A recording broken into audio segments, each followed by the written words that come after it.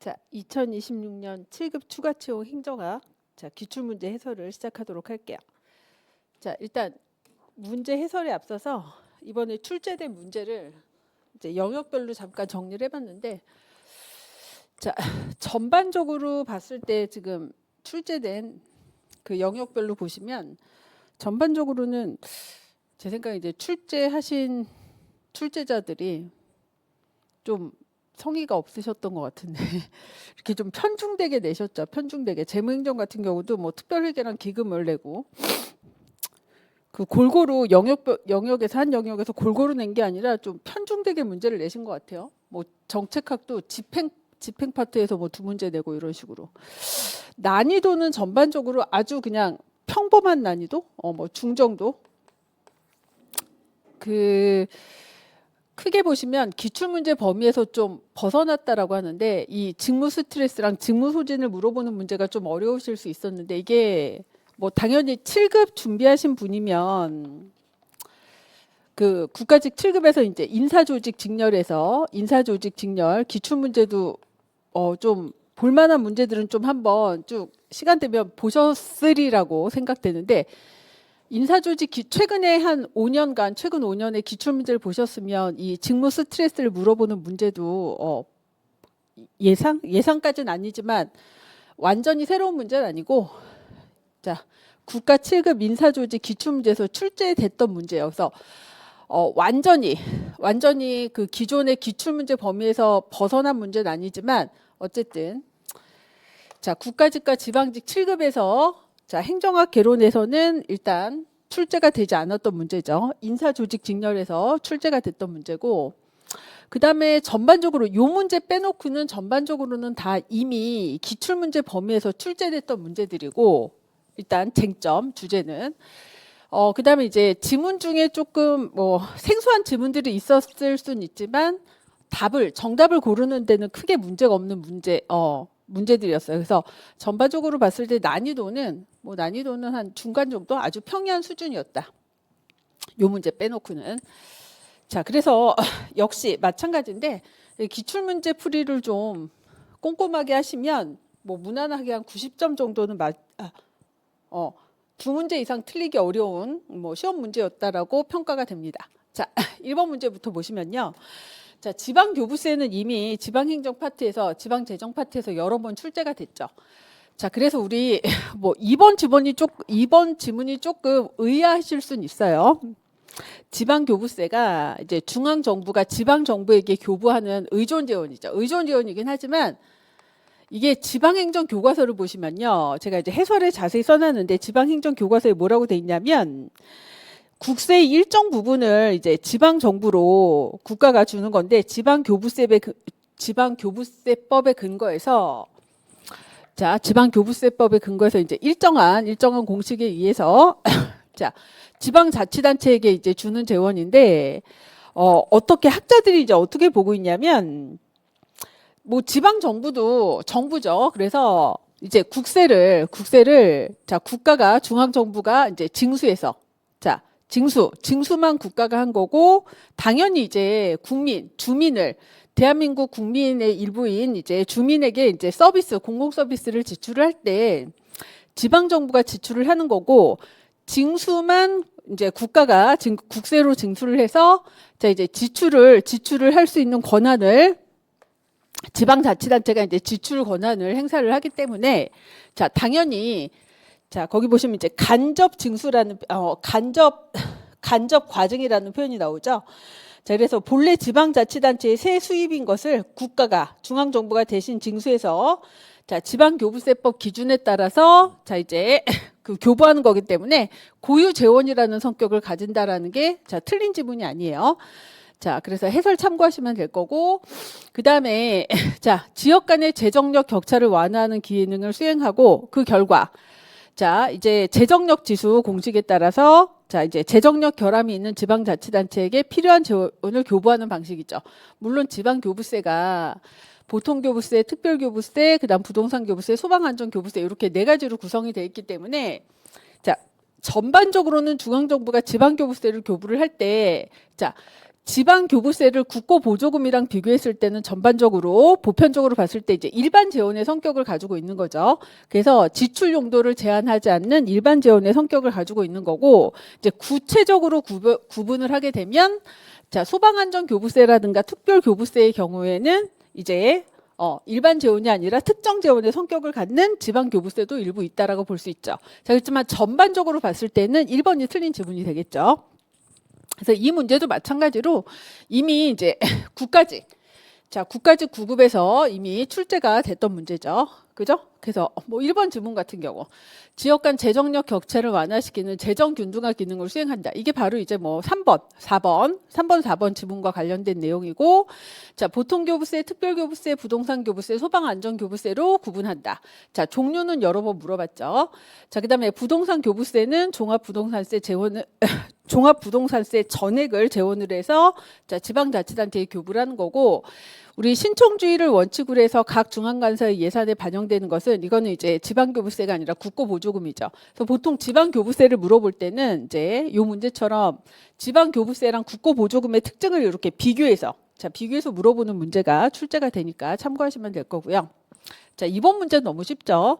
자, 이제 다양한 행정 이론 중에서 자, 우리 공공선택 이론을 물어본 문제예요. 자, 방법론적 개인주의 혹은 방법론적 개체주의고, 자, 인간이 합리적 의사결정을 한다라고 가정하는 거, 이제 경제학적인 가정이죠. 그 다음에 공공 부분에 시장 경제 원리를 도입하는 것을 강조한다. 자, 그래서 행정, 정치, 자, 비시장적 의사결정에 자, 방법론적 개인주의, 합리적 의사결정을 하는 인간이라는 가정. 자, 그다음에 시장 경제 원리, 즉, 자, 경제학적인 접근 방법을 적용해서 행정과 정치 행정 현상을 설명하는 공공 선택 이론에 대한 자, 문제죠. 뭐 기존의 공공 선택 이론의 특징을 물어보는 문제는 많이 출제가 됐으니까. 자, 3번도 마찬가지로 이미 기존의 9급, 7급에서 여러 번 출제가 된 문제예요. 자, 공무원 보수 결정 기준에 대한 설명으로 옳은 거. 자, 그래서 자, 우리 해설에다가 자, 뭐 2016 사회복지 9급이 문제가 뭐 가장 유사한 문제라고 볼 수 있고요. 자, 생활급은 노동 대가의 원칙을 적용한 거다. 자, 직무급은 옳은 것을 물어봤죠. 자, 동일 직무에 대한 동일 보수의 원칙에 자, 충실하다.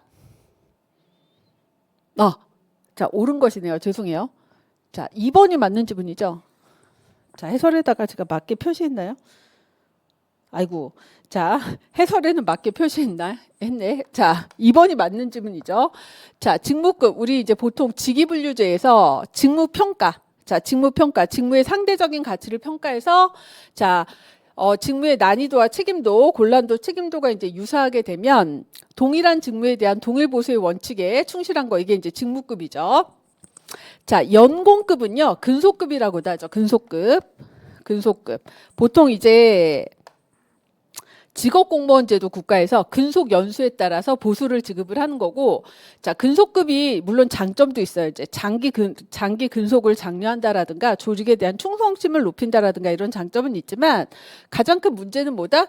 능력에 관계없이 자, 근속 연수에 따라 보수가 결정이 되기 때문에 동기부여 효과가 약하다라는 한계가 있죠. 자, 그래서 우리 성과급 제도를 도입을 한 거죠. 자, 직능급은 뭐예요? 직무수행 능력이죠. 직무수행 능력을 기준으로 보수를 결정하는 거예요. 자, 그래서 우리 물가 상승률에 연동해서 보수를 조정하는 것은 보통 이제 이 생활보장. 자, 생활보장의 원리를 적용을 해서 공무원의 생활을 자, 가장 기초적인 생활을 보장해 주려고 하면 물가가 상승한 만큼 보수도 조정을 해줘야 돼요. 그래서 자, 우리 이제 요 그림 많이 보셨을 거예요. 자, 생활보장의 원칙이 적용되는 게 바로 뭐다? 자, 이제 생계비를 기준으로 하는 생활급과 근속 연수를 기준으로 하는 연공급이고, 자, 직무의 난이도와 책임도를 기준으로 하는 직무급. 그다음에 자, 조직에서 직무수행 능력을 기준으로 직능급. 자, 결과죠. 그야말로 근무 성과를 기준으로 하는 성과급. 자, 직무급, 직능급, 성과급은 노동 대가에 대한 원칙을 적용한 보수라고 할 수 있겠죠. 자, 그래서 제가 표시를 잘못했는데 자, 맞는 것은 2번이고 자, 1번, 3번, 4번이 틀린 지문이 되겠죠. 해설은 맞게 써놨으니까 참고하시면 되고, 자, 유사한 문제가 여러 번 출제가 됐어요.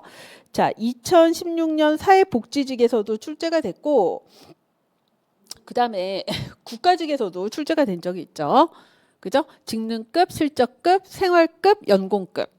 자, 그래서 1번 직무의 난이도와 책임도에 따라 결정되는 보수는 직무급일 것이고, 지금 보시면 자, 3번 생활급이 뭐다? 자, 이제 생활보장. 자, 공무원의 생계비, 자, 생활을 보장하기 위해서 공무원과 그 가족의 기본적인 생활을 보장하기 위한 생활보장의 원칙을 적용한 생계비를 기준으로 하는 보수죠. 그죠? 자, 이런 문제들. 자, 기출문제 확인해 보시고요. 자, 4번 변혁적 리더십도 자, 이미 출제가 많이 됐죠. 그래서 변혁적 리더십의 구성 요소 하면 뭘 생각하셔야 돼요? 자, 카리스마적 리더십, 자, 영감적 리더십, 자, 지적인 자극 또는 촉매적 리더십이라고 하죠. 그다음에 개별적 배려. 자, 그래서 부하의 욕구에 관심을 가지고 지원하는 거, 개별적 배려. 자, 부하가 창의적인 사고를 할 수 있도록 자극하는 거, 지적 자극. 부하에게 조직의 비전을 제시하고 동기를 유발하는 거. 자, 이거 영감적 리더십이죠. 자, 그래서 개별적 배려, 지적 자극, 그다음에 영감적 리더십. 그다음에 이제 뭐가 와야 돼요? 이제 카리스마적 리더십이 와야 되는데, 자, 4번은 지금 카리스마적 리더십을 제시한 게 아니라 뭘 설명하고 있다? 자, 부하에게 조직의 목표와 목표 달성. 자, 목표 달성 시 보상이 무엇인지를 명확히 제시를 하고, 목표를 달성을 했을 때 그에 대한 보상을, 자, 보상. 자, 조건적인 보상. 그 다음에, 자, 노력이 부족하거나, 자, 목표를 달성하지 못하면, 어떻게 해요? 예외에 의한 관리를 하는 거. 자, 4번은 변혁적 리더십이 아니라 뭐다?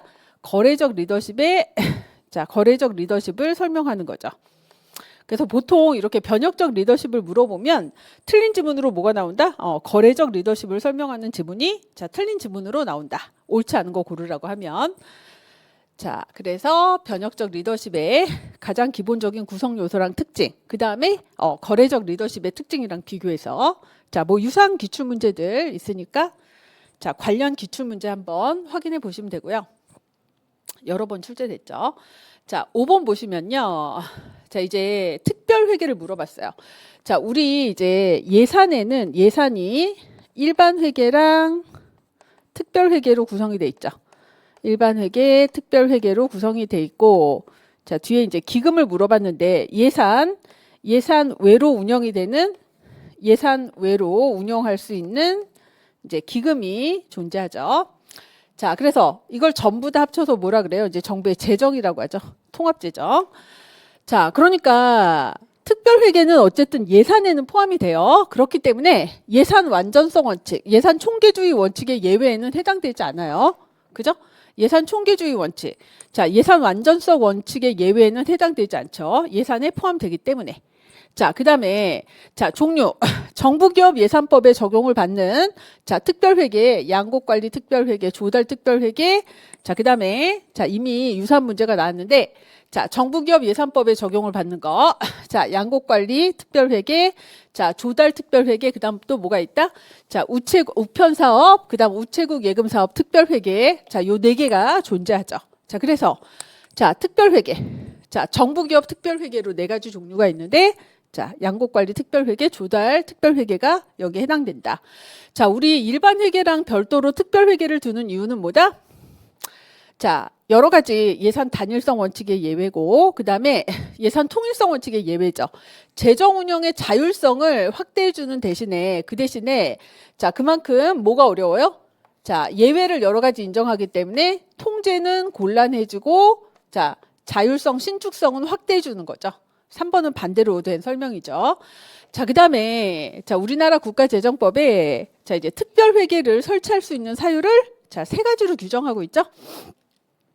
자, 특별회계에 설치할 수 있는 세 가지 사유를, 자, 규정하고 있어요. 해설에 있는데.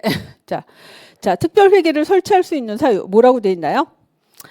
자, 국가에서 특정한 사업을 운영하고자 할 때, 자, 특정한 자금을 보유하여 운영하고자 할 때, 특정한 세입으로 특정한 세출에 충당함으로써 일반 회계와 구분하여 회계 처리할 필요가 있을 때, 자, 요 세 가지 경우에 법률로서 설치할 수 있다라고 돼 있죠. 그죠? 자, 4번은 특별 회계를 설치하는 경우가 아니라 뭐다? 자, 추가 경정 예산을 편성할 수 있는 사유를 지금 지문으로 구성했어요. 그래서 맞는 것은 2번만 맞는 지문이다.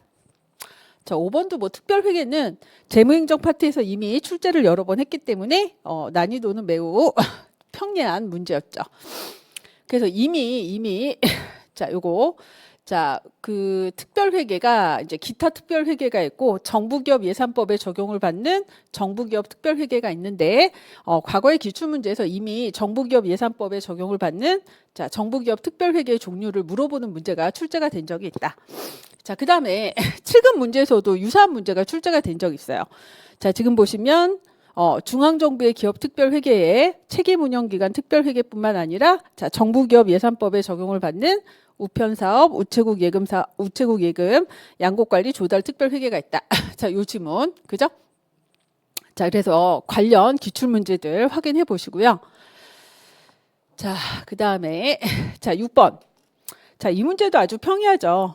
자, 과거에 정책 분석 파트에서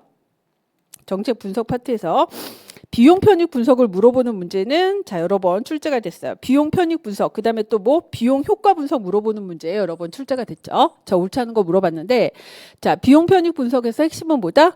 자, 비용과 편익을 자, 이제 공통 단위인 화폐 가치로 전부 다 자, 환산해서 측정을 하고, 그 다음에 이때 이제 현재 가치로 환산을 하기 위해서 이제 할인율을 적용을 하죠.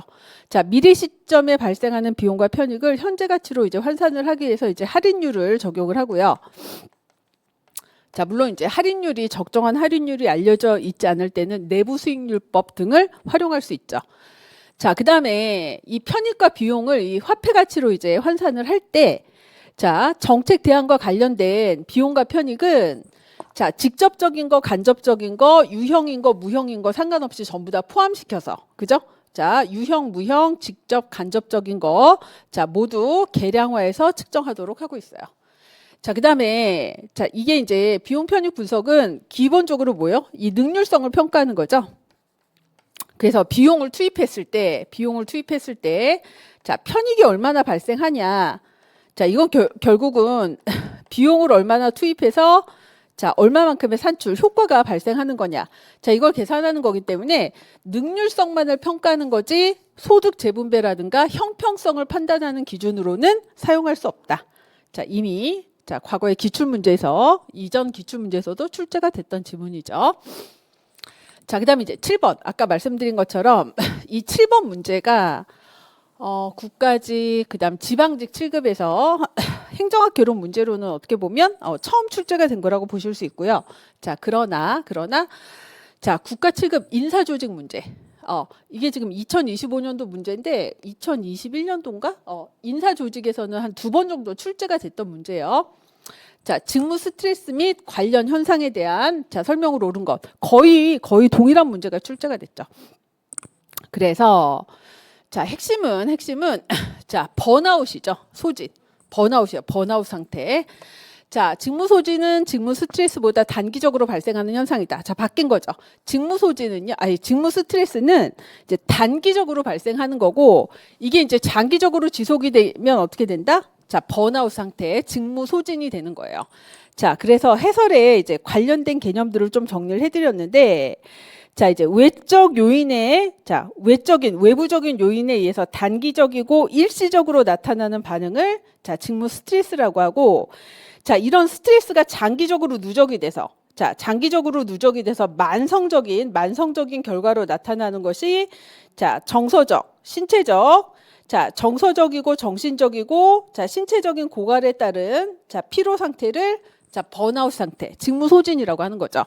자, 그래서 자, 단기적이고 외적인 요인에 의해서 단기적으로 나타나는 게 스트레스. 자, 장기적으로 누적돼서 이제 정서적이고 심리적인 고갈 상태로 나타나는 게 직무 소진이다. 자, 그래서 직무로부터 느끼는 자, 이제 정서적이고 신체적인 것뿐만 아니라 자, 정서적이고 정신적인 피로감, 탈증까지 포함하는 개념이라고 보시면 되고요. 자, 우리 직무 스트레스는 이제 그 관련 기출문제에서도 보실 건데 사실 순기능도 있어요. 이제 건전한 수준의 적정한 스트레스라고 하면 자, 이게 이제 자, 직무 성과를 높이는데 어느 정도 순기능도 있는데 이렇게 표현을 하는 거죠. 이제 적정한 수준에서 직무 성과랑 관련해서 적정한 수준일 때는 직무 성과에 긍정적인 측면도 있는데 자, 이제 지나치게 되면 어떻게 돼요? 스트레스 정도가 점점 증가하게 되면 어떻게 된다? 번아웃 상태, 직무 성과의 마이너스 상태가 된다. 자, 그래서 부정적인 직무 스트레스가 이제 부정적으로는 이직 의도를 증가시키는 요인이 될 거고, 자, 그다음에 이제 역할 모호성이랑 역할 갈등 개념을 해설에 써놨죠. 자, 역할 모호성 개념 한번 보실게요. 역할 모호성이랑 그다음에 그 관련 기출 문제에서 역할 갈등 개념도 받으셔야 되는데, 역할 모호성은 말 그대로 모르는 거예요. 내가 담당하는 직무를 수행하는 데 필요한 정보, 자, 내가 달성해야 되는 목표치, 그다음에 내 직무와 관련해서 내 직무의 책임의 범위가 어디까지인지가 정확하게 알 수 없는 경우에, 자, 이렇게 되면 어떻게 해요? 자, 이런 불확실성 때문에 자, 스트레스가 발생할 수 있다. 그다음에 역할 갈등은요. 자, 이제 나한테 여러 사람이, 자, 이때는 이제 자, 상사가 나에게, 여러 명의 상사가 나에게 서로 상충되는 여러 가지 지시를 한다. 혹은 동료나 부하가 나에게 이제 서로 다른 기대를 하게 된다. 자, 그러면 내가 수행하는 직무상의 역할과 관련해서 어떻게 해요? 갈등이 이야기될 수 있겠죠. 이런 걸 역할 갈등이라고 한다. 자, 역할 모호성과 역할 갈등 모두 어때요? 직무 스트레스를 야기하는 자, 요인이 되겠죠. 자, 이거는 직무 스트레스의 결과일 거고, 자, 그러니까 이직 의도, 직무 스트레스가 높아지면 이제 이직 의도, 자, 이직이 발생할 수 있고, 부정적인 결과. 자, 그다음에 역할 모호성이라든가 역할 갈등은 직무 스트레스의 원인이 될 수 있다. 자, 직무 소진 개념이랑 직무 스트레스 개념 구별하셔야 되고, 자, 직무 소진의 개념. 자, 장기적으로 누적돼서 자, 신체적, 정신적, 정서적인 고갈 상태를 자, 직무 소진이라고 한다. 자, 그래서 관련된 기출문제 보시면 도움이 되실 텐데, 자, 이게 항상 직선적인, 자, 음의 관계가 아니라 뭐다? 자, 적정한 스트레스 정도는 조직의 성과에 긍정적일 수 있지만, 이제 지나치게 되면 어떻게 된다? 부정적인 관계다. 자, 그러니까 직선적인 관계라고 보긴 어렵겠죠. 자, 2번이 맞는 지문이죠. 자, 단기적이고 일시적인 반응은 직무 스트레스지만 이렇게 장기적이고 자, 이 스트레스가 누적이 돼서 축적이 돼서 이제 장기적으로 나타나는 증상이 번아웃. 자, 직무 소진이다. 자, 그다음에 이제 역할 모호성. 그다음에 이제 역할 갈등. 바뀌어서 지금 설명이 됐죠. 서로 다른 상관으로부터 배치되는 업무 지시를 받게 되면 자, 이 서로 다른 업무 지시가 어떻게 해요? 갈등을 일으킬 거예요. 그죠? 자, 그다음에 자신의 역할과 관련된 지식과 정보가 부족해서 자, 불확실성, 모호성이 발생하는 거. 이게 역할 모호성이죠. 자, 둘 다 직무 스트레스를 초래하는 원인은 맞다. 자, 요 정도 내용 봐두시면 될 것 같아요. 자, 그다음에 지방자치 계층에 대한 설명으로 옳은 것만을 모두 고르라고 했죠. 자, 이거는 이제 단층제랑 중층제. 자, 단층제일 때, 중층제일 때의 장점, 단점 알아두셔야 되고, 그다음에 이제 우리나라. 자, 우리나라 이제 자치 계층, 행정 계층의 자, 지금 현황을 알아두셔야 되는데, 자, 우리 행정 계층은 뭐예요? 행정기관의 계층이고요. 자치 계층은 지방자치단체의 계층이죠. 자치권을 가지고 있는 지방자치단체의 계층이에요. 자, 중층제는 자, 우리나라 광역자치단체, 기초자치단체가 사무나 기능이 중복이 돼 있기 때문에 자, 광역자치단체랑 기초자치단체 간의 뭐 기능과 사무의 중복으로 인해서 책임성을 확보하는데 유리하지 않죠. 자, 기능과 사무의 중복으로 책임성을 확보하기 곤란하다는 문제가 있다. 자, 우리나라 행정계층의 경우 자, 제주특별자치도 행정계층으로 어떻게 돼요? 제주특별자치도 자, 행정기관이죠. 그 다음에 행정시예요. 자, 서귀포시, 제주시, 그 다음에 뭐 읍면동이 있을까요? 자, 그래서 자, 행정계층으로는 3층제겠죠.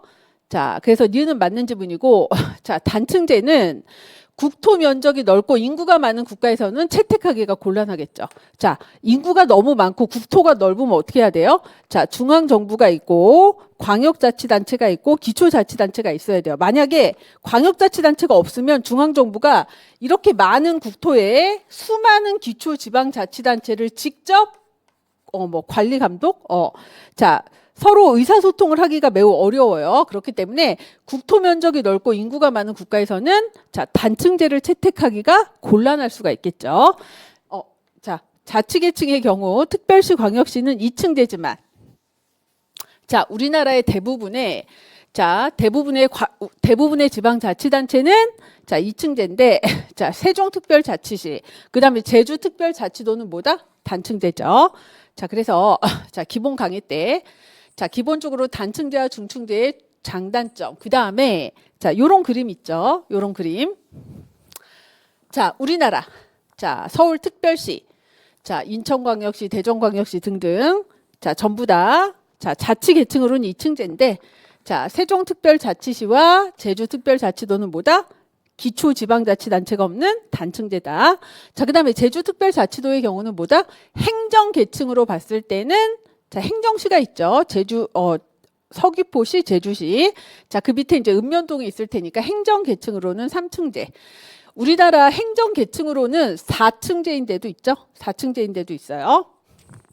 그래서 자, 지방자치 계층과 관련해서는 중층제와 단층제의 특징, 장단점 비교해서 정리하시고 지금 현재 우리나라 지방자치단체에 관련해서 자치계층과 행정계층의 현황을 구별해서 정리를 하시면 되겠죠. 자, 9번 보시면요. 자, 갈등관리도 이제 조직관리 파트에서 갈등관리도 출제가 잘 되죠. 자, 그래서 자, 이제 갈등 관리와 관련된 자, 연구가 시각이 어떻게 자, 변해 왔는지. 자, 이제 전통적인 관점, 그다음에 이제 행태주의적 관점, 상호작용적 관점으로 자, 이렇게 변화해 왔는데 전통적 견해는 갈등을 부정적인 것으로 보는 시각이고 이제 행태주의적 입장에서는 자, 이제 중립적인 시각이죠. 자, 갈등을 이제 조직에서의 갈등을 필연적인 현상으로 바라보고 있고, 이제 상호작용적 관점에서는 뭐다? 갈등의 순기능까지 인정해서, 자, 적극적으로 갈등을 조장하는 것까지 인정하고 있다. 갈등은 역기능만 있는 게 아니라 순기능도 있죠. 그 다음에 조직 구조 측면에서 개선과 참모는, 자, 이제 시각이 달라요. 직접 정책 결정하고 책임을 져야 하기 때문에 아주 현실적이고, 자, 이제 보통 참모 조직은 매우 이상적이죠. 실제 결정과 집행에 책임은 지지 않기 때문에 매우 이상적이다. 자, 그래서 성향이 매우 다르기 때문에 자, 이 둘 간에 갈등이 발생할 여지가 있죠. 자, 4번. 사실 이거 되게 중요한 질문이긴 한데 최근에 민사소송이 한 종류인 X. 자, 결국 갈등을 최종적으로 해결하는 방법 중에 하나가 뭐냐면 이제 사법적인 방식이죠. 그죠? 사법적인 해결 방식, 소송인데 자, 시간도 오래 걸리고 비용도 많이 발생해요. 그래서 그야말로 이런 자, 어떤 입법적인 방식이나 사법적인 방식, 자, 이런 전통적인 자, 갈등 해결 방식을 대체하는 대안적인 방식. 자, 대안적인 갈등 조정 방식으로 사실은 이제 선진국에서 80년대 이후부터 발전됐는데 대안적인 갈등 해결 방식으로 주로 우리 이런 표현 많이 쓰죠. 중재위원회, 조정위원회. 자, 제3자가 자, 객관적이고 중립적이고 자, 이제 신뢰할 만한 제3자가 개입해서 조정하고 중재하는 방식 혹은 당사자 간에 협상하는 방식. 자, 이런 거를 이제 자, 제3자가 주로 이제 중재위원회 무슨 조정위원회 이걸 많이 활용을 하는데 당사자 간의 협상이라든가 자, 그다음에 자, 중재 조정 이런 것을 자, 이 대안적 갈등 해결 방식으로 많이 활용하고 있다. 자, 그래서 민사소송이 한 종류라는 부분이 틀린 거죠. 자, 소송과는 다른 방식이죠. 그러니까 사법적인 해결 방식, 소송을 대체하는 방식으로 대안적 갈등 해결 방식, 협상, 자, 또는 당사자 간의 협상 방식, 제3자가 개입하는 조정 중재 방식을 주로 활용하고 있다. 자, 4번 지문을 조금 잘 봐두시면 되겠죠. 자, 10번 보시면요. 자, 이제 행정 규제와 관련해서 우리나라 행정 규제 기본법의 주요 내용을 자, 행정 규제 기본법에 규정되어 있는 내용을 자, 기출문제에서 이미 물어봤죠. 그래서 맨 마지막 문제도 보시면 우리나라 규제관리 제도를 물어봤는데 그 맨 마지막 문제 규제관리 제도에서 뭐 규제 일몰제, 그다음 규제 영향 분석, 그다음 뭐 최근에 뭐 규제 샌드박스 제도 이런 거 사실 10번이랑 25번 문제 뭐 매우 관련성이 높은 문제인데 자, 우리나라 행정규제 기본법에 규제 법정주의를 규정하고 있죠. 자, 이미 기출문제에 자, 출제가 됐어요. 자, 규제는 국민의 권리를 제한하고 자, 권리와 자유를 제한하고 국민에게 새롭게 의무를 부과하는 거기 때문에 자, 반드시 법률에 근거해야 된다. 자, 그다음에 이거 전부 다 행정규제기본법에서 이 규제 법정주의를 규정하고 있는 법 규정 내용이죠. 자, 규제 내용은 쉬운 용어로 구체적이고 명확하게 규정되어야 되고, 자, 행정기관은 법률에 근거하지 않은 규제로 국민의 권리를 제한하거나 의무를 부과할 수 없다라고 규정이 돼 있지만 이제 다만 예외적으로 자, 아주 기술적인 사항이나 경미한 사항은 고시 등으로 정할 수 있다라는 단서 규정을 두고 있죠. 그죠? 자, 규제는 법률에 근거해야 되고 내용은 알기 쉬운 용어로 구체적이고 명확하게 규정돼야 되고 자, 법률에 직접 규정을 하되 세부적인 내용은 법률 또는 상위 법령에서 구체적으로 범위를 정해서 위임한 바에 따라 자, 행정입법이죠. 대통령령, 총리령, 부령 또는 조례 규칙으로 정할 수 있다. 자, 근데 다만 단서조항 자, 아주 법령에서 전문적이고 기술적인 사항이나 경미한 사항으로서 업무의 성질상 위임이 불가피한 사항에 대해서는 구체적으로 범위를 정해서 위임한 경우에 자, 고시 등으로 정할 수도 있다라고 돼 있죠. 자, 그다음에 3항 너무 당연한 얘기인데 법률에 근거하지 아니한 규제로 국민의 권리를 제한하거나 의무를 부과할 수 없다. 자, 제4조 내용을 전부 다 지문으로 만들어서 출제를 한 거죠. 자, 11번. 자, 우리 뭐 집행에서 뭐 요새 그렇게 많이 안 나왔던 문제긴 한데 일단 수능. 자, 수능과 불응에 대한 설명을 옳지 않은 거. 자, 2021년도인가요? 이 수능을 확보하기 위한 방안을 그죠? 도덕적인 설득, 그다음에 인센티브, 유인 제공하는 거, 그다음에 이제 강제, 처벌. 자, 요거를 그 2021년도인가 7급에서 물어본 적이 있는데 요새 이제 집행 과정에서 수능과 불응 관련된 문제가 좀 출제되는 경향이 있네요.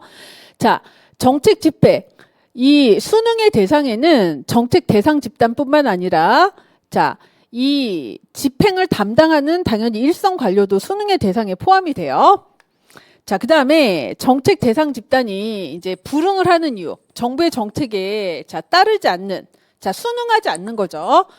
자, 정부의 정책에 따르지 않는 이유 중에 하나가 뭐다? 자, 그 정책을 따르려고 하면 자, 내가 경제적인 부담을 느끼거나 경제적인 부담을 하게 되거나 혹은 이제 피해를 야기하기 때문이죠. 자, 그래서 정책 대상 집단에게 경제적인 부담을 부과하게 되면 불응을 초래할 가능성이 높은 거고. 자, 그다음에 자, 불응을 야기하는 원인 중에 하나가 뭐냐면 정책의 내용이 모호할 때요. 잘 모르는 경우, 애매모호한 경우. 그렇기 때문에 정책 내용을 명확하게 해야 될 거고, 자, 정책 내용이 이제 여기에 대해서 자, 긍정적으로 판단을 하게 되면 당연히 수능을 유도하는 요인이 되겠죠. 자, 이거는 좀 사실 너무 지엽적인 내용인데, 자, 정책학 교과서에 써 있는 내용이에요. 던칸이란 학자가 이 수능이랑 거기 보시면 비교해야 될 개념으로 사실 그렇게 막 중요한 개념은 아닌 것 같은데 자, 수능이랑 수용을 거기 보시면 이제 영어로는 다르죠. 자, 수능이랑 자, 그다음에 수용 개념. 자, 수능이랑 수용이라는 개념을 이제 비교를 해서 설명을 하고 있어요. 자, 그래서 자, 이 내면적 가치관의 변화까지를 그 포함하는 개념 acceptance 수용이고 자, 수능은 뭐예요? 마음속으로는 내면적으로는 자, 수용하지 않아도 어떻게 해요? 외면적으로 따르면 자, 마음속으로 내면적으로는 정부 정책이 마음에 안 들지만 자, 그렇지만 어떻게 해요? 자, 이제 법에 규정이 된 거니까 혹은 규칙이니까 국가가 정한 정책이니까 어쩔 수 없이 자, 마음은 그렇지 않지만 그래도 따르는 경우, 이런 경우를 자, 수능이라고 한다. 자, 수용과 수능은 그래서 다르다는 거죠. 자, 그래서 자, 수용은 외면적인 행동의 변화. 자, 이것만을 자, 설명하는 개념이고 수용은 뭐다? 내면적인 가치 체계와 자, 태도의 변화까지를 자, 포함하는 개념이다. 그래서 마음속으로 어떻게 생각하는 간에 외면적으로 겉으로 나타나는 행동이 정부의 정책이나 법규에서 요구하는 대로 따르게 되면 그거는 수능이고 자, 이 내면의 가치관의 변화까지를 포함하게 되면 이거는 수능이 아니라 뭐다? 수용이다. 이런 것까지 지문으로. 자, 12번 예산제도. 자, 우리 이제 예산제도의 발전 과정에 따라 자, 품목별 예산제도, 성과주의 예산제도, 자, 계획 예산제도, 자, 영기준 예산제도, 그죠? 그 다음에 뭐, 자, 성과주의 예산제도까지. 자, 각각의 예산제도의 특징이랑 장단점을 물어보는 문제는 이미 수도 없이 많이 출제가 됐죠. 자, 기본적으로 이제 영기준 예산제도랑 자, 그다음에 계획예산제도는 합리모형을 적용한 거죠. 합리모형. 자, 영기준 예산제도는 자, 점중주의를 극복하기 위한 경제적 합리성에 초점을 둔 제도죠. 합리모형을 적용했어요. 자, 기존 사업과 신규 사업을 모두 원점에서 제로 베이스에서 검토해서 우선순위를 설정해서 자, 이제 경제적인 합리성을 제고하기 위한 거죠. 감축관리, 감축지향 예산제도예요. 자, 품목별 예산제도는 지출 대상을 품목별로 분류해서 지출 대상과 한계를 규정하는 자, 투입지향, 통제지향 예산제도. 자, 성과주의 예산제도는 투입 요소 중심이 아니라 뭐다? 말 그대로 산출이나 성과를 중심으로 예산을 운영하는 제도죠. 자, 계획예산제도는 계획에 기반한 예산제도는 맞는데 자, 이제 계량적인 분석 기법이라든가, 그죠? 그래서 중앙 집권적이고, 중앙 집권적이고, 하향식 접근이라는 게 가장 중요한 특징이다. 자, 그 다음에 분권화가 아니라 집권화된. 자, 예산제도죠. 그래서 뭐 아주 대표적인 특징만 지금 설명하고 있기 때문에, 자, 4번이 틀린 지문이다. 자, 13번도 마찬가지인데, 제가 별도로 관련 기출문제를 해놓지 않은 건, 관련 기출문제가 너무 많아서. 자, 근무성적 평정에 대한 설명으로 옳은 것. 자, 근무성적 평정과 관련해서는 첫 번째, 우리나라 근무성적 평정 제도 현황. 그 다음에 근무성적 평정 방법. 그 다음에 오류. 그 다음에 요새는 이 오류를 완화하기 위한 방법도 물어보죠. 자, 지금 우리나라는 자, 직급에 따라 근무성적 평정 제도가 다르죠. 자, 4급 이상 공무원 원칙적으로 성과 계약 등 평가 제도고 근무 성적 평가 적용 대상은 5급 이하죠. 5급 이하 일반직 공무원은 원칙적으로 근무 성적 평가 제도. 성과 계약 등 평가는 4급 이상이죠. 고위 공무원단 포함해서 4급 이상. 자, 성과 계약 등 평가 매년 1회. 자, 이제 1월에 성과 계약 체결하고 성과 목표 달성도를 측정하기 위한 지표에 대해서 성과 계약 체결하고 12월 31일 기준으로 매년 1회 실시되고 평가 결과를 이제 어떻게 해요? 성과급 등급 결정에 활용하도록 하고 있어요. 보통 5개 등급으로 평가를 하죠. 자, 채용시험 성적과 임용 후의 근무 성적을 비교함으로써 공무원 선발 도구의 자, 타당성, 특히 자, 타당성 중에 기준 타당성을 검증하는 방법으로 활용할 수 있겠죠. 자, 근무 성적 평정 과정에서 여러 가지 오류가 발생할 수 있는데, 자, 시간적 오류 뭐가 있어요? 자, 초두 효과, 첫머리 효과랑 그다음에 이제 막바지 효과가 있죠. 자, 평정자가 일정한 규칙에 입각해서 자, 남들보다 일정하게 기준이 높거나 일정하게 기준이 낮아서 발생하는 오류를 자, 시간적 오류가 아니라 뭐라고 한다? 규칙적 오류라고 하죠. 자, 일관적 오류 혹은 규칙적 오류라고 해요. 자, 시간적 오류는 자, 이 전체 기간, 자, 평정 대상 공무원에 대해서 자, 평정 기간 전체를 이제 평정을 하는 게 아니라 자, 전체를 평균해서 평정을 하는 게 아니라 예를 들어서 1월부터 12월까지 평가를 한다 그러면 이 초기 업적에 지나치게 자, 이제 많이 반영되는 건 초두 효과, 평정 직전, 막바지, 평정 직전의 실적, 근무 태도라든가 근무 실적을 더 많이 반영하는 것을 막바지 효과라고 하죠. 자, 전반적인 내용을 다 물어봤고요. 자, 그다음에 14번. 자, 우리 이제 정책 집행 이론에서 자, 프레스만과 율다브스키가 자, 이 쓴 정책 집행론. 자, 이 프레스만과 율다브스키의 오클랜드 사례 연구가 자, 이 정책 집행 실패 요인을 연구한 이 사례가 이제 현대적 정책 집행의 발전에 이제 등장 배경이 됐다라고 볼 수 있겠죠. 자, 그래서 프레스만과 율다브스키가 이 오클랜드 사례 연구를 통해서 정책 집행의 실패 요인을 한 5가지 정도 정리를 했죠. 자, 집행 기관이 적절하지 않아서, 그다음 정책 목표를 달성하기 위한 수단. 자, 수단이 적절하지 않았을 때. 자, 그다음에 이거를 이제 공동행동의 복잡성 이론이라고 하죠. 자, 참여자가 너무 많아서 집행에 참여하는 기관이나 자, 참여자가 너무 많게 되면 어떻게 해요? 이해관계의 복잡성. 자, 복잡성이 증가하기 때문에 어떻게 해요? 자, 성공 가능성이 낮아진다. 그 다음에 집행을 담당하는 집행자의 교체로 인해서 자, 집행에 대한 지지와 협조를 확보하기가 어려워졌기 때문에 실패했다. 자, 지금 2번과 관련되는 얘기죠. 자, 공동행동의 복잡성 이론이라고 했어요. 정책이 지나치게 단순해서 정책 추진 과정에서 예상하지 못한 갈등이 발생한 게 아니라 이렇게 참여자가 많아지면 어떻게 돼요? 자, 이 정책 과정 자체가 어떻게 해요? 복잡성이 높아지겠죠.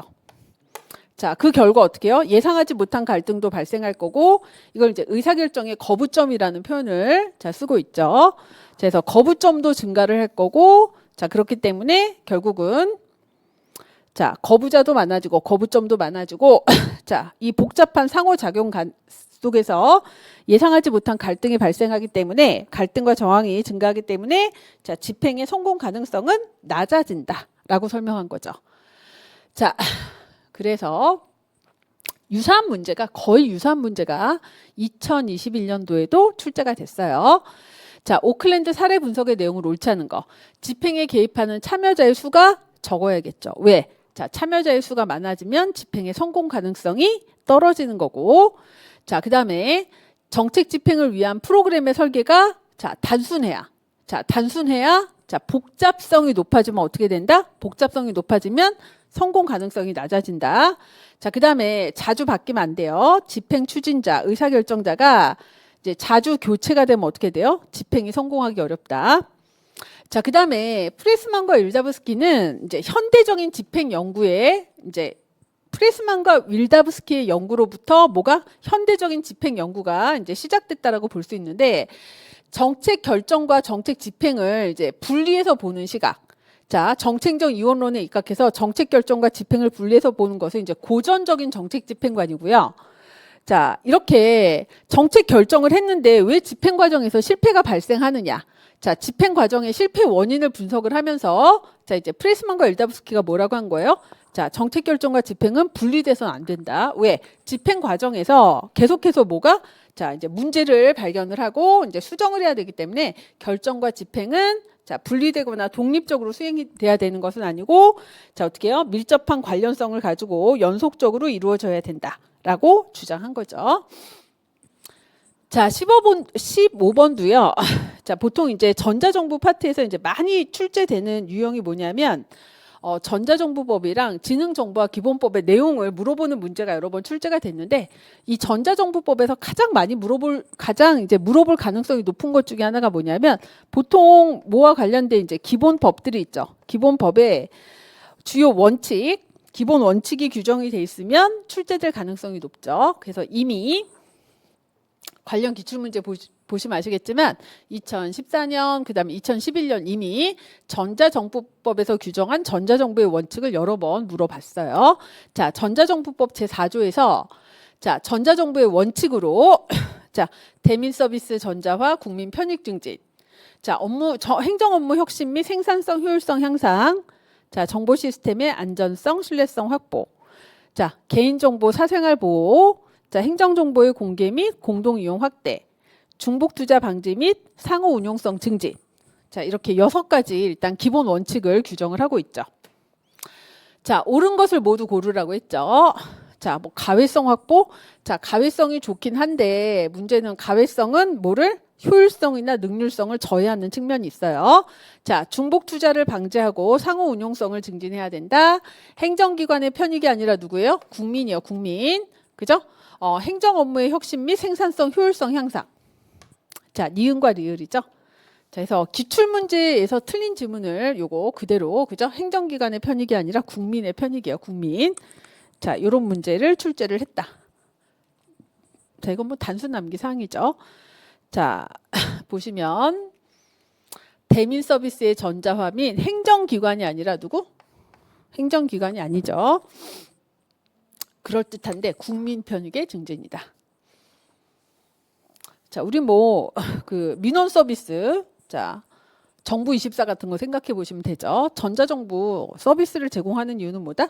국민들의 편익과 편리성을 높이기 위해서죠. 자, 16번도 이미 유사한 문제가 여러 번 출제가 됐어요. 자, 라스웰이 주장한 정책학의 특성에 해당되지 않는 거. 자, 맥락성, 맥락지향적이어야 되고, 자, 이 정책학 연구와 관련돼서는 이제 다양한 방법론을 동원해야 돼요. 그래서 규범적인 연구뿐만 아니라, 자, 이제 경험적인 연구. 그 다음에 결국은 뭘 해야 되는 거예요? 자, 지금 당면한 사회가 당면한 사회 문제를 해결해야 된다. 문제지향성. 자, 방법론적 다양성, 맥락지향성. 이 외에도 보시면, 자, 제가 자, 문제지향성, 맥락지향성, 연합학문적 성격, 그 다음에 규범적 접근과 자, 실증적 접근을 융합했다. 이게 이제 바로 뭐예요? 이 방법의 다양성이에요. 방법론적 다양성. 자, 과거에 이렇게도 출제가 됐어요. 라스웰이 이제 정책지향이라는 논문에서 자, 이제 정책학과 관련돼서 설명한 내용으로 가장 옳지 않은 거. 문제지향성이죠. 정책은 사회 문제 해결을 지향해야 된다.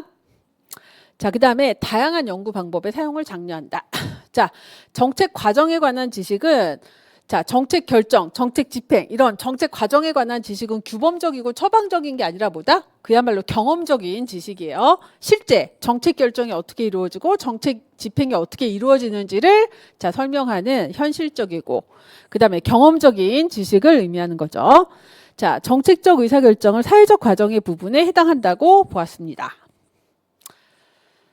자, 이런 문제들 기출문제 참고하시고요. 자, 우리 공무원 연금 제도도 이미 여러 번 출제가 됐죠. 그죠?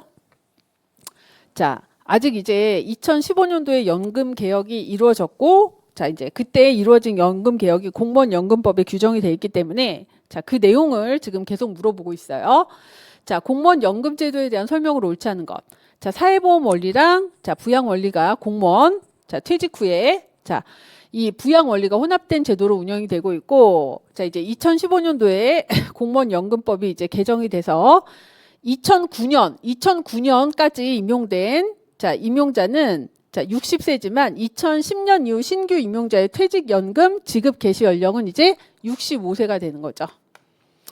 자, 공무원 연금제도 운영에 관한 사항은 인사혁신처장이 주관하고 이 연금을 운영하기 위해서 이제 공무원 연금관리공단을 자, 만들었죠. 퇴직연금 수급 자격을 갖추기 위해서는 이제 10년 이상 재직해야 된다라는 규정을 두고 있어요. 공무원 연금법 규정을 두고 있죠. 자, 그래서 뭐 이것도 관련된 기출문제 많으니까 자, 기출문제 풀이할 때 확인해 보시고 자, 18번. 과학적 관리론을 적용한 제도에 해당하는 거. 과거에 유사한 기출문제가 뭐가 나왔냐면 성과상여금 제도. 선택지만 달랐죠. 직위분류제 대신 뭐를 물어봤다? 성과상여금 제도. 자, 그래서 제가 이 기본 강의할 때 과학적 관리론 자, 내용 설명드리고 이 과학적 관리론이 현대 인사행정에 영향을 미친 자, 두 가지 중요한 제도가 뭐다? 바로 직위분류제랑 자, 성과상여금 제도. 자, 그래서 자, 이제 합리적 경제인 가정에 의해서 결국 조직의 생산성을 높이려고 하면 어떻게 해야 된다? 합리적 경제인이니까 자, 동기부여를 시켜서 생산성을 높이려고 하면 자, 열심히 일한 만큼 성과에 대해서 경제적인 보상을 해줘야 된다. 금전적인 보상을 해줘야 된다. 자, 과학적 관리론에서 주장한 내용이 바로 최근 현대 국가에서 뭐로 이제 성과급 제도로 반영이 된 거죠. 성과상여금 제도. 자, 그다음에 해설 보시면 아시겠지만 이 과학적 관리론, 이 사기업에서 발전된 과학적 관리론에서 자, 시간 연구, 동작 연구를 통해서 조직이 수행하는 기능 자, 기능을 이제 종류별로 분류를 하고, 이제 한 사람에게 한 사람에게 가장 효율적으로 일을 할 수 있는 적정한 업무량을 선정을 해서 이제 분업을 시키는 거. 자, 이런 내용들이 결국 직무분석, 직무평가, 직위분류제로 발전되어 갔고, 사기업에서 발전된 이런 직위분류제가 이제 정부 부문에 뭐예요? 정부 부문에 자, 이 보수의 형평성 등을 자, 이제 반영하기 위해서 정부에서 채택을 했기 때문에 과학적 관리론이 자, 정부의 직위분류제에도 영향을 미쳤다라고 볼 수 있겠죠. 자, 19번 정책평가에서 정책평가 유형 많이 물어봤죠. 그래서 시기를 기준으로 할 거냐 아니면 정책평가는 대상 자, 평가 대상을 기준으로 할 거냐에 따라서 사실 뭐 분류는 비슷한데 형성평가 자, 총괄평가 혹은 과정평가, 총괄평가. 자, 이렇게 나눌 수 있죠. 자, 그래서 자, 총괄평가에 대한 설명으로 옳지 않은 것을 물어봤어요. 자, 총괄평가는 집행이 완전히 완료가 된 다음에 자, 이 정책 집행으로 인해 자, 나타난 그야말로 성과, 산출, 성과, 영향을 평가하는 거죠. 그죠? 산출, 아웃풋, 아웃컴, 임팩트를 평가하는 거예요. 자, 가장 계량적으로 측정이 용이한 게 뭐다? 아웃풋. 그 다음 산출로 인해 나타난 2차적인 결과가 아웃컴. 그 다음 이제 사회 전체에 발생한 영향, 이게 이제 임팩트인데 이게 가장 측정이 어렵죠. 그죠? 부수적인 효과도 평가해요. 자, 그래서 2번, 3번, 4번은 총괄평가에 대한 설명이고요. 자, 이 이제 평가 대상이라고 했어요. 집행 이후긴 하지만 집행 이후에 자, 이 관리 절차, 집행이 끝나긴 했지만 이 집행이 되는 동안의 관리 절차와 관리 전략을 평가하는 거. 이건 뭐다? 자, 총괄평가가 아니라 자, 과정평가에 해당된다. 그죠? 자, 그래서 해설에다가 잘 정리해놨어요. 과정평가에 해당되는 거. 집행 이후지만 집행 이후 관리 절차와 관리 전략, 집행이 되는 동안에 이 집행이 이루어진 절차와 전략, 인과관계 경로를 평가하는 건 과정평가에 해당이 되고, 자, 총괄평가는 산출, 성과, 영향평가로 나누어지는데, 이제 가장 측정이 용이한 것부터 가장 측정이 어려운 거, 자, 이렇게 순서대로 정리를 해두시면 될 거고, 사실 뭐 과거에 정책평가 유형으로 뭐 평가성 사정, 착수 직전 분석, 형성평가, 총괄평가 이미 출제가 많이 됐죠. 자, 그런데 일단 자, 평가 대상에 따른 분류는 자, 이렇게 정리를 해두시면 되겠습니다. 과정평가와 총괄평가로 분류를 해서 자, 이렇게 정리를 해주시면 되겠어요. 자, 해설에 자, 정리를 해놨으니까 참고하시면 되고요. 자, 아까 앞에서 특별회계 보셨는데 기금도 물어봤죠. 자, 국가재정법에서 이제 기금, 국가가 특정한 목적을 위해서 특정한 자금을 신축적으로 운용할 필요가 있을 때 설치하죠. 자, 반드시 법률로서만 설치를 하고 예산 외로 운영할 수 있어요. 자, 세입 세출 예산에 의하지 아니하고 운영할 수 있다라고 규정하고 있죠. 그렇지만 세입 세출 예산에 의하지 아니하고 운영하지만 그렇지만 뭐다? 자, 예산과 마찬가지로 국회 심의 의결, 기금 운용 계획서, 기금 결산 보고서 모두 국회 심의 의결을 받도록 하고 있어요. 자, 그다음에 기금 운용 계획안을 제출할 때 자, 기금의 성과 계획서, 그다음 성과 보고서를 함께 제출하도록 하고 있죠. 자, 그러니까 이거 이제 계획안을 제출할 때 내년도 성과 계획서고요. 이건 뭐예요? 전년도 성과 보고서겠죠. 그죠? 자, 그래서 전부 다 규정이 있는 내용이죠. 국가재정법 제5조의 1항과 2항. 그죠? 특정한 목적을 위해서 특정한 자금을 신축적으로 운용할 필요가 있을 때. 자, 법률로서 설치한다. 자, 그 다음에 세입 세출 예산에 의하지 아니하고 운용할 수 있다. 자, 그 다음에 기금 운용 계획안을 자, 이제 제출을 할 때 자, 성과 계획서를 제출하는데 이때 성과 계획서에는 자, 다음 연도 성과 계획서랑 전년도 예산의 성과 보고서를 함께 제출하는 거다. 그죠? 자, 이런 내용 봐두시면 되고. 자, 21번은 너무 쉽죠? 자, 우리 행정통제에 대한 설명으로 옳지 않은 건 물어봤어요. 자, 이제 길버트란 학자가 자, 행정통제가 내부에서 이루어지느냐, 외부에서 이루어지느냐, 그 다음에 자, 공식적인 통제냐, 비공식적 통제냐 이렇게 구별했는데 자, 정당은 비공식적 참여자고 그 다음에 뭐예요? 비공식적 통제 수단이죠. 그죠? 자, 그 다음에 이제 감사원이 결산 과정에서 회계 검사를 하는데 감사원은 대통령 소속 기관이기 때문에 감사원의 회계 검사는 내부 통제 방식에 해당이 되죠. 자, 그때그때 통제 상황에 맞는 통제 과정의 신축성이 필요할 것이고, 그 다음에 행정 통제는, 자, 통제와 뭐 행정 책임은 뭐다? 동전의 양면이죠. 행정 책임성을 확보하기 위한 게 바로 행정 통제 제도예요. 자, 너무 기본적인 문제를 자, 출제를 했죠. 자, 22번은 암기하셔야죠. 자, 지방세 기본법에, 자, 이제 광역시세, 특별시세, 광역시세, 자, 그다음에 이제 기초자치단체, 자치구세랑 시군세를 자 이렇게 구별을 했죠. 자, 뭐 요거 암기하셔야죠, 그죠? 이게 보통 국가직에서는 사실은 잘 안 물어보고 지방직에서는 자주 물어보는데 자, 국가직에서 출제가 됐어요. 뭐 처음 나온 문제 아니죠? 자, 이렇게 구별하라는 문제, 지방세, 자, 이 세목 분류하는 문제는 자, 자주 나오는 문제이기도 해요. 자, 그래서 자, 뭐 재산세죠. 재산세 보시면 자, 재산세는 자치구세, 시군세에는 해당되지만 광역자치단체 세목에는 해당되지 않는다. 그 다음에 또 하나. 자, 지방교육세랑 지역자원시설세, 목적세죠. 요 두 개는 뭐예요? 기초자치단체 세목에는 해당되지 않죠. 자, 요런 거. 자, 요거는 암기를 해주시면 되겠습니다. 자, 언제든지 나올 수 있는 문제죠. 자, 23번. 국가공무원법상 임용. 자, 임용에 대한 설명으로 옳지 않은 거. 자, 선거관리위원회 소속 6급 이하의 공무원은 자, 중앙선거관리위원회 위원장이 임명하는 게 아니라 이제 사무총장이 임명하죠. 5급 이상이냐, 6급 이하냐. 5급 이상, 6급 이하로 나눠서 5급 이상은 자, 선관위위원회 위원장이 임명하고 6급 이하는 중앙선거관리위원회 사무총장, 자, 사무총장이 임명하도록 하고 있죠. 자, 이거 1번은 너무 지엽적이긴 하죠. 너무 지엽적인데, 자, 사실 우리가 1번 문제를 정확하게 모르셨다고 해도요.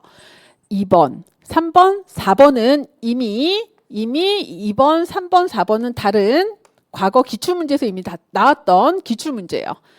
자, 이거 임용 결격 사유죠. 금고 이상의 형의 선고유예를 받은 경우에 선고유예 기간 중에 있는 자는 임용 결격 사유 규정에 해당이 돼요. 공무원으로 임용될 수 없다. 자, 그다음에 자, 이 임용 원칙이죠. 공무원의 임용은 자, 실적주의 원칙을 규정하고 있어요. 시험 성적, 근무 성적, 그 밖의 능력의 실증에 따라 행한다. 자, 국가공무원법 규정입니다. 임용의 원칙. 그죠? 자, 그다음에 자, 요거는 고위공무원단에 속하는 일반직 공무원의 경우, 자, 고위공무원단은요, 고위공무원단, 자, 우리 국가공무원 5급 이상의 임용권은 대통령이 행사해요. 자, 5급 이상, 자, 6급 이하는 각 부처 장관이 임용권을 행사하죠. 그래서 고위공무원단에 속하는 일반직 공무원의 경우, 자, 소속 장관이 해당 기관에 소속되지 아니한 공무원에 대해서도 이제 임용 제청할 수 있고요. 임용은 대통령이 하죠. 자, 소속 장관이 해당 기관에 소속되지 아니한 공무원에 대해서도 임용 제청할 수 있다. 이거 무슨 얘기예요? 자, 고위공무원단은 개방형 직위도 있고, 그죠? 20% 공모직위, 다른 부처 공무원도 임용할 수 있어요. 그다음 부처 자율직위 이렇게 구성이 돼 있어요. 그래서 다른 부처 공무원에 대해서도 임용 제청할 수 있죠. 임용 제청하면 대통령이 임용하죠. 자, 고위공무원단에 속하는 일반직 공무원의 경우, 자. 소속 장관은 해당 기관에 소속되지 아니한 공무원에 대해서도 임용 제청할 수 있고, 그죠? 그다음에 자, 국무총리를 거쳐서 소속 장관이 제청하면 대통령이 임용하는 거죠. 5급 이상 공무원, 고위공무원단 포함해서. 자, 그래서 1항은 여러 번 출제가 된 바가 있다. 과거 기출문제에서 1항은 중요하죠. 결론적으로 봤을 때 2번, 3번, 4번이 자, 기출문제를 공부하신 분이라면 2번, 3번, 4번이 자, 맞는 답이다. 자, 아실 수 있고, 자, 1번이 틀렸구나. 자, 24번. 요새 이런 문제 많이 나오죠. 자, 각 이론, 각 접근 방법의 대표적인 학자들이 이제 어떤 주장을 했는지 이론이랑 학자, 자, 이렇게 연결하는 문제가 요새 출제 빈도가 늘고 있어요.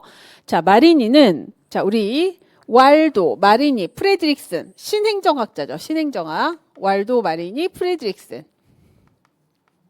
자, 그러니까 신행정학자니까 사회적 형평성을 강조했다. 자, 군노는요. 군노는 정치행정 이원론이에요. 이원론이죠. 정치행정 이원론. 정치와 행정에서 이원론을 주장했어요. 정치와 행정의 차이점을 강조했겠죠. 이원론이니까. 덴하르트는 신행정학자죠. 죄송해요. NPS. 자, 신공공서비스 이론. 신공공서비스 이론.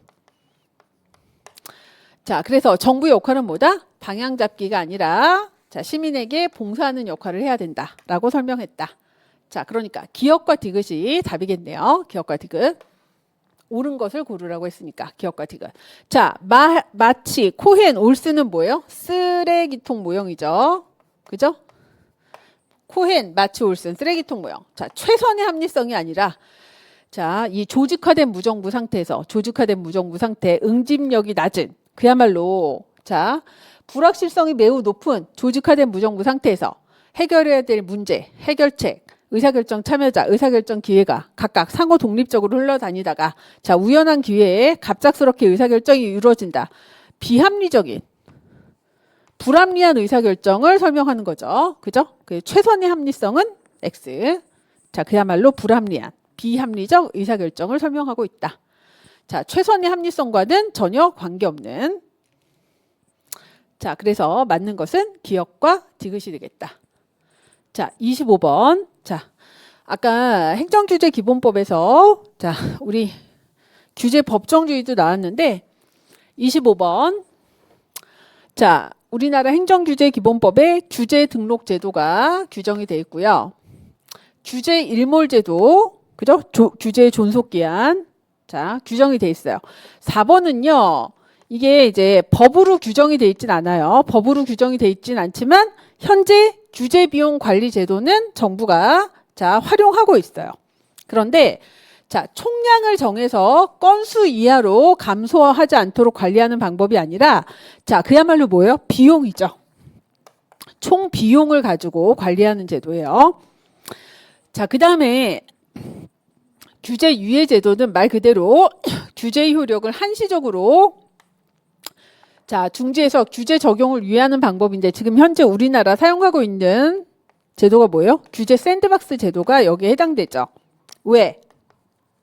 자, 신기술, 신제품 출시.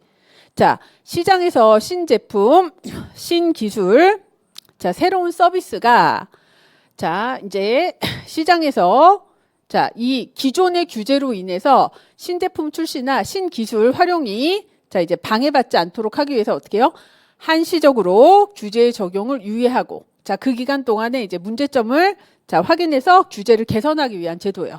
일종의 규제 샌드박스 제도가 현재 규제 유예 제도의 한 예라고 볼 수 있다. 자, 규제 등록제. 자, 각 중앙관서의 장이 각 중앙관서의 장이 각 중앙행정기관의 장이 소관 규제를 등록하도록 하고 있고요. 규제개혁위원회. 자, 그러면 규제개혁위원회가 이거를 자, 이제 관리하도록 하고 있어요.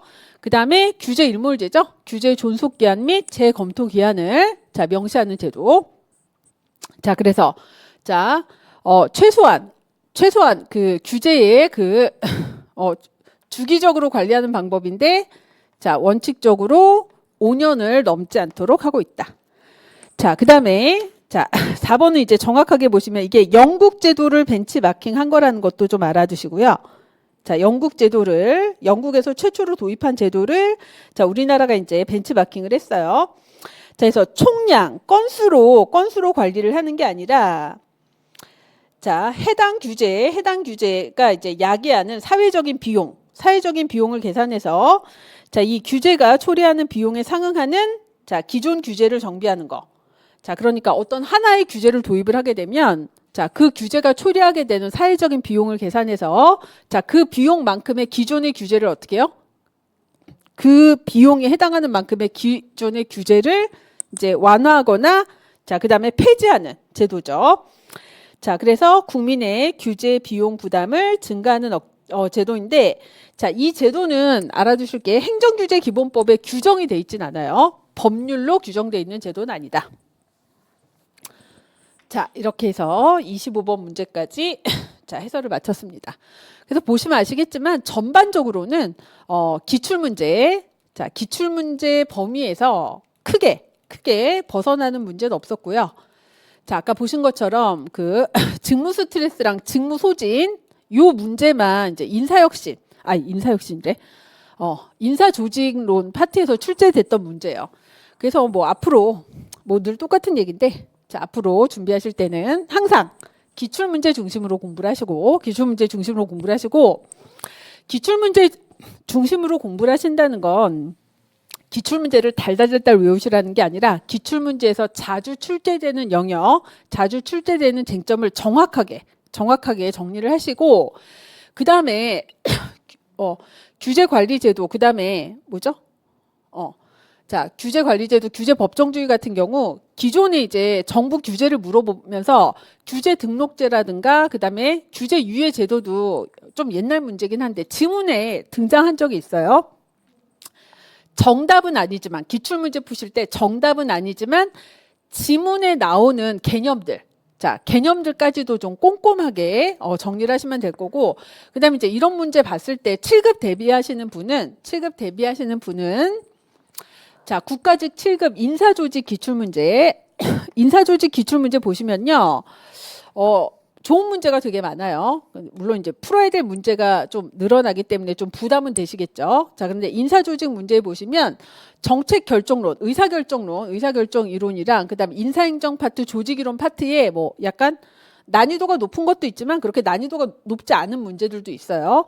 그래서 이제 기존에 행정학 개론 기출문제를 쭉 풀고 나신 다음에 여유가 되시면 인사조직, 국가직 7급 인사조직 기출문제도 한번 참고를 해보시면 도움이 될 것 같다. 자, 이렇게 해서 기출문제 해설 강의를 마치도록 하겠습니다.